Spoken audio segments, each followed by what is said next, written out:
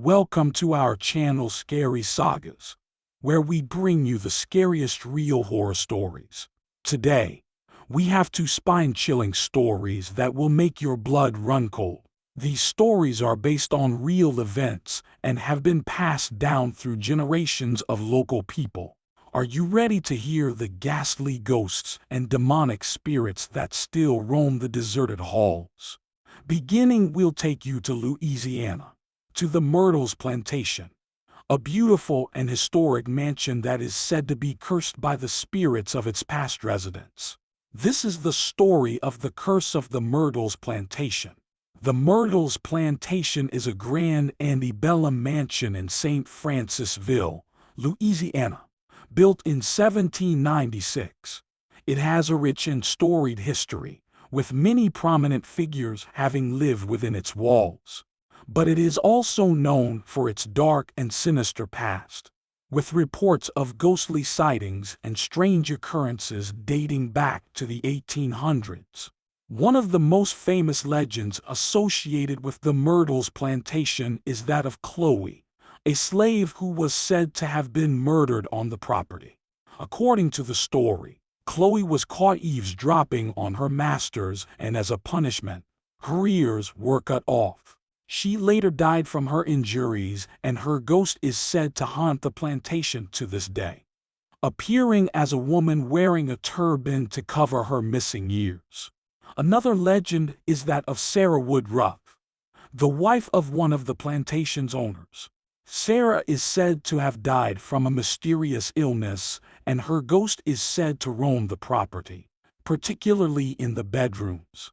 Her ghost is often seen wearing a flowing white gown, and is said to be friendly, but also known to play pranks on the living. In addition to these ghostly sightings, there have been many reports of strange occurrences at the Myrtles Plantation. Visitors have reported experiencing strange noises, such as footsteps and whispers, and some have even claimed to have been physically touched by unseen hands. Objects have been known to move on their own, and some people have reported feeling uneasy or even physically ill while on the property.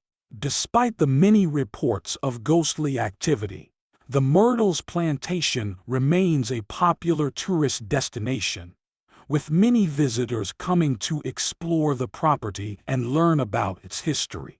But for some, the experience is more than just a history lesson, as they encounter the spirits of the past who still linger within the walls of the plantation.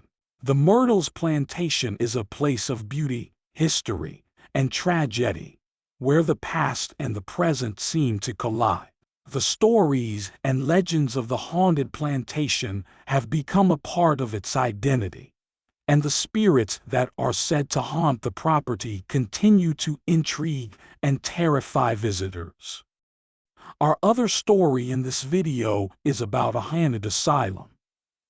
This story is based on real events and has been passed down through generations of local people. The asylum was built in the late 1800s and was once a beacon of hope for those suffering from mental illness. But, as time passed, the conditions at the asylum grew worse, and the patients were subjected to inhumane treatments and experiments. The staff would often use brutal methods of restraint, such as straitjackets and chains. As a result, many lost their lives within the walls of the asylum, never to leave. It wasn't long before strange occurrences began happening at the asylum. Patients would hear ghostly voices and see ghostly figures roaming the halls at night. The staff would often hear screams coming from empty rooms, and some even witnessed objects moving on their own. Despite these terrifying events, the asylum remained open for many years. One of the most notorious cases that happened in the asylum was about a patient named Mary, who was admitted to the asylum after she was found wandering in the streets, ranting and raving about ghosts and demons. Mary was placed in a padded cell, but it wasn't long before she started screaming hysterically in the middle of the night. The staff found her the next morning, dead in her cell with a look of sheer terror on her face. Her death was ruled as a suicide, but many believe that she was driven to madness by the spirits that haunted the asylum. As the years went on, the asylum became increasingly overcrowded, and the staff struggled to keep up with the needs of the patients. It wasn't uncommon for patients to be left in their cells for days on end without proper care or attention. Many of the patients began to suffer from severe psychological distress, and some even died as a result of the neglect. In the 1970s, the asylum was finally shut down, and the patients were transferred to other institutions. But the spirits of the dead still haunted the asylum, and it became a popular spot for thrill seekers and ghost hunters. Many have ventured into the abandoned building, but few have come out unscathed. Some have reported being physically attacked by unseen forces, while others have suffered from severe psychological distress. One group of ghost hunters even claimed to have captured the ghost of a former patient on camera, but the footage has never been released to the public. The haunted asylum still stands to this day as a decaying and abandoned reminder of the horrors that took place within its walls.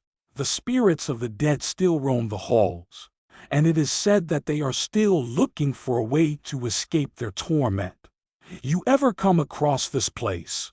Remember, some things are better left alone. This concludes our video. Join us next time on Scary Sagas for another spine-chilling true story.